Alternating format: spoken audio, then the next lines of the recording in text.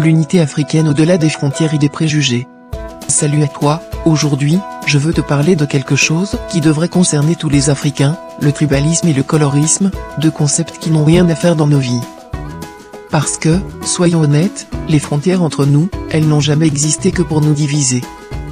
Elles ont été tracées sur nos terres par d'autres, mais elles ne devraient jamais diviser nos cœurs. Quand on regarde l'histoire de notre continent, ce qu'on voit, c'est un tissu de peuples qui ont toujours vécu ensemble et ce sous la maxime Ubuntu, qui signifie parce que tu es, je suis.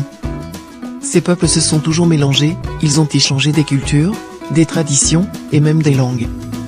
Les ethnies, elles ne sont pas des barrières, elles sont des branches d'un même arbre, un arbre fort et ancien qui s'étend sur tout le continent. En Afrique, il n'y a pas un endroit qui n'est pas connu de mélange de peuples, des partages de coutumes. C'est notre richesse, c'est notre force. Alors pourquoi laisser des préjugés de couleur ou des histoires de tribus nous séparer aujourd'hui?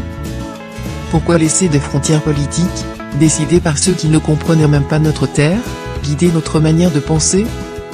Le colorisme et le tribalisme, ce sont des idées venues de l'extérieur, des idées qui nient notre véritable nature, celle de l'unité et de la solidarité. Quand on se regarde comme des étrangers, on oublie tout ce qui nous rapproche, la langue, la culture, l'histoire, la fierté d'être africain. Il est temps qu'on reprenne ce qui nous appartient, notre humanité, notre unité. Qu'on se dise que peu importe d'où vient l'autre, quelle que soit sa couleur de peau, plus claire, plus foncée, il est un frère, une sœur. Retrouvons l'amour. Rappelons-nous que notre diversité, elle est belle, mais qu'elle ne devrait jamais être une excuse pour diviser.